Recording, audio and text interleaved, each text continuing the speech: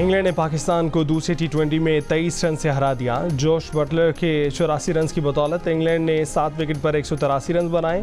शाहीन, नितीन, निमाद और हारिस रऊफ ने 2-2 विकेटें हासिल की। जवाब में पाकिस्तानी टीम 160 रन बनाकर आउट हो गई। फ़खर जमान 45 रन बनाकर नुमाया रहे। पाकिस्तान के 6 बैटर्स डबल फिगर्स में दाखिल न हो सके। शादाब ने बॉलिंग में 55 रन दिए और सिर्फ 3 रन बनाकर आउट हुए। साइम अयूब फिर नाकाम, सिर्फ 2 रन बना सके। मोहम्मद रिजवान पहले ही ओवर में 0 पर पवेलियन पहुंचे। रेस टू प्ले नितीन, मोइन अली और जोफ्रा आर्चर ने 2-2 विकेटें हासिल की। इंग्लैंड ने 4 मैचों की सीरीज़ में 1-0 की बढ़तरी हासिल करी।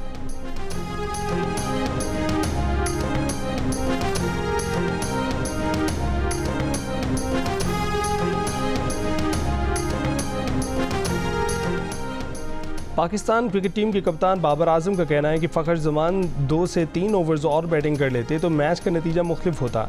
मैच जीतने के लिए बड़ी पार्टनरशिप की ज़रूरत थी। इंग्लिश कप्तान जोश बटलर ने कहा कि मैच में सब चीज़ें प्लान के मुताबिक रहीं। जोफ्रा आर्चर ने ज़बरदस्त बॉलिंग की। जानते हैं कि वो एक अहम बॉलर हैं, इसलिए उन्हें एहतियात से इस्तेमाल करते हैं।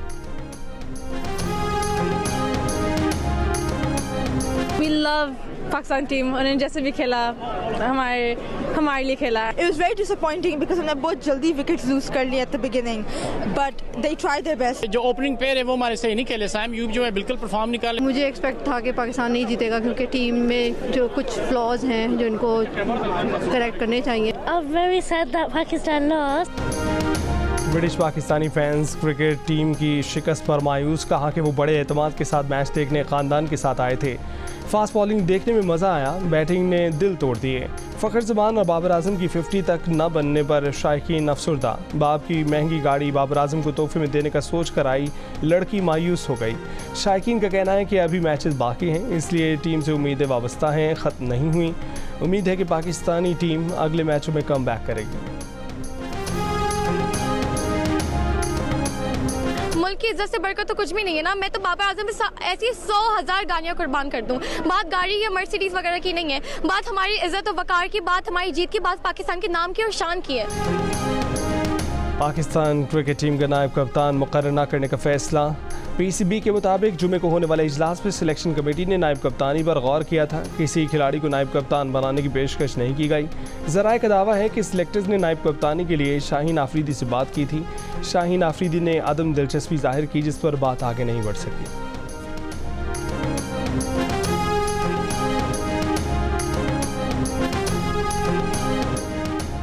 मुत्तहिदा अरब अमारात और सऊदी अरब की पाकिस्तान में सरमायाकारी SIFC के जरिए होगी। अरब अमारात ने $10 अरब सरमायाकारी का ऐलान कर दिया। सऊदी वली अहद सरमायाकारी के लिए मुकम्मल तैयार हैं। अब तैयारी हमारी तरफ से होनी है। वज़ीर आज़म शहबाज शरीफ का SIFC इजलास में खिताब, कहा कि SIFC सिर्फ फ़ौजी अफसरान पर मुश्तमिल नहीं, इसमें वज़रा और वज़ीर आज़म भी शामिल हैं। कौंसिल ने बलोचिस्तान हुकूमत को एतमाद में लेकर रेकॉर्डिंग का मंसूबा यकीनी बनाया है। कौंसिल की कामयाबी ने नाकदीन के मुँह बंद कर दिए हैं। वो साथ देने पर खैबर पख्तूनख्वा समेत तमाम सूबाई क़यादत के मशकूर हैं। पाकिस्तान को मुकम्मल बदलना चाहते हैं।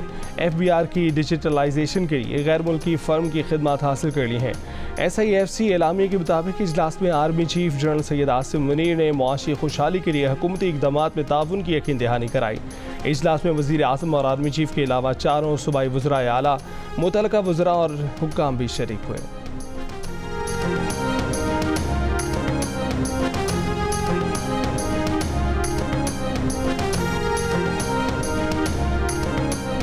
चीफ से कोई दुआ सलाम हुई है सर?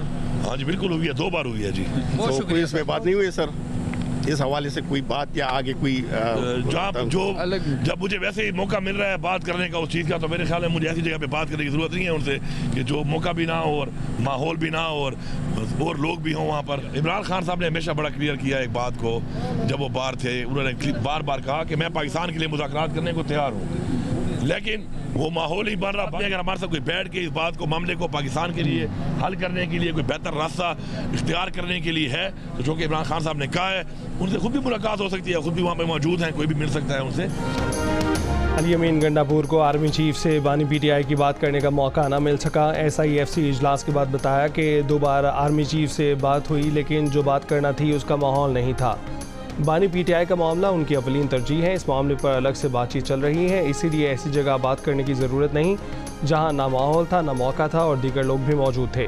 उन्होंने कहा कि बानी पीटीआई खुद बातचीत को तैयार हैं, सबको पता है वो कहाँ हैं, वहाँ उनसे मुलाकात भी की जा सकती है। SIFC पर अली अमीन गंडापुर बोले कि SIFC का एजेंडा अलग था, बाहर से किसी मुल्क की सरमायाकारी आती है तो वेलकम करेंगे। उन्होंने बताया कि उन्होंने इजलास में फाटा और पाटा में टैक्स की मुखालफत की।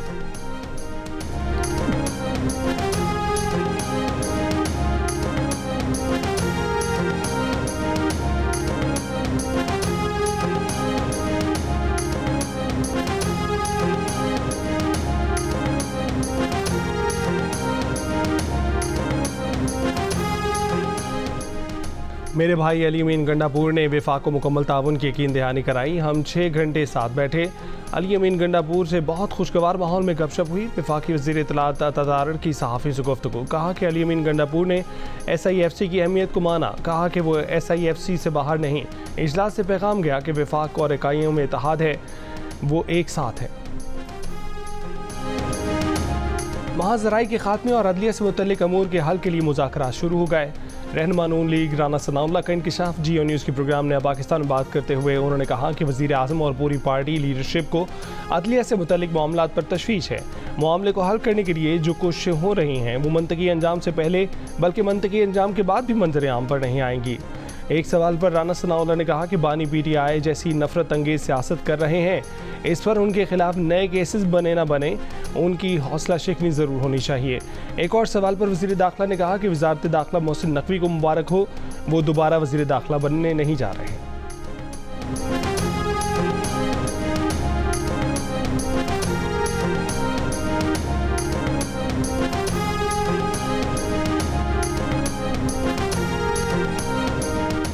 वज़ीर आज़म शहबाज शरीफ की ज़ेर सदारत आला सतह इजलास। Army chief general Syed Asim Munir की भी खुसूसी शिरकत। इलामी के मुताबिक इजलास में इंसदाद स्मगलिंग से मुतल्लिक सिविल आर्म्ड फोर्सेस की कारकर्दगी का जायज़ा लिया गया। वज़ीर आज़म ने कहा कि मुल्क की तारीख में पहली बार स्मगलिंग में खातिर खा कमी देखने में आई। स्मगलिंग के खिलाफ जंग में जाम शहादत नोश करने वालों को कौम सलाम पेश करती है। सिविल आर्म्ड फोर्सेस की कोशिशों से मुल्क की खजाने को अरबों रुपये का फ़ायदा हो रहा है।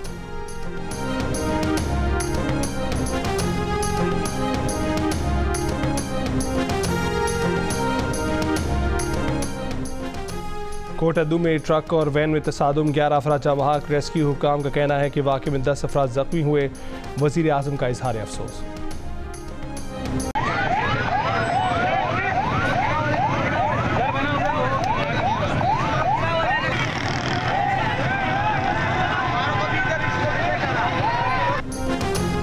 कराची के इलाके मलिक जफर टाउन में शहरियों का बिजली की बंदिश के खिलाफ एहतजाज। गाड़ियों पर पथराव, पुलिस का लाठीचार्ज, हवाई फायरिंग, मुजाहिरीन को मुंतशिर करके सड़क खुलवा दी। औरंगी टाउन बनारस पुल के करीब भी बिजली की बंदिश के खिलाफ एहतजाज।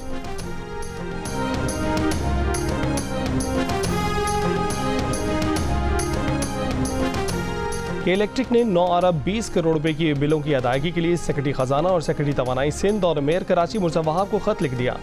लिखा कि हुकूमत सिंध और वाटर बोर्ड ने जनवरी 2024 से बिल नहीं भरे।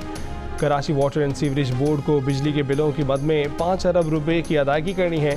बिलों की अदायगी ना होने से के इलेक्ट्रिक को माली बहरान का सामना है। माली बहरान के बायस नेटवर्क की मुरम्मत में मुश्किलात का सामना है। फौरी अदायगी ना होने पर शदीद गर्मी में के इलेक्ट्रिक का नेटवर्क बैठ सकता है।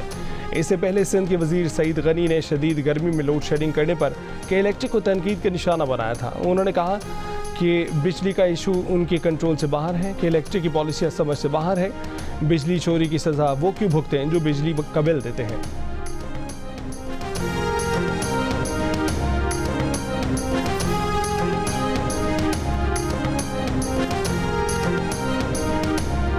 शरारती आदमी थे, स्कूल से 3-4 बार निकाले भी गए। क्या वजूहात रही कि आपको उन्होंने बर्दाश्त नहीं? यार बच्चों के सामने तो ऐसी बात नहीं ना। क्या वजह रही कि उन्होंने बर्दाश्त बचपन में मैं बहुत शरारती, मुझे कभी कभी लगता है ये पानी वाला शापर मैंने ईजाद किया है। मैं अक्सर ना जी अपनी छत पे खड़ा होकर ना जी दोपहर को जो लोग गुजरते थे ना जी, वो पानी वाला शापर मैं लेके इन्होंने तो 1-2 छतें फलांग के किसी और की छत पे जाके, ताकि इल्जाम वहां लगे। हाँ जी, हाँ जी, वाह वाह वाह। तो इल्जाम उन पे आता, वो झगड़ा होता, वो दरवाजा खटखटाते, उनके बच्चों को चपेड़े पड़ रही होती और मैं खड़ा रहता। वाह। बचपन में मैं 9 मई वाला हिसाब आपको पहले ही पता था।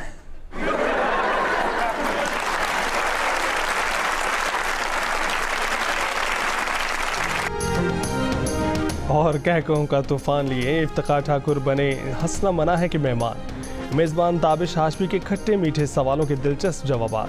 कछुआ बनकर लोगों को क्यों डराते थे, पैसा बनाया लेकिन सेहत क्यों ना बनाई। देखिए हंसना मना है का यादगार प्रोग्राम आज रात 11 बजे।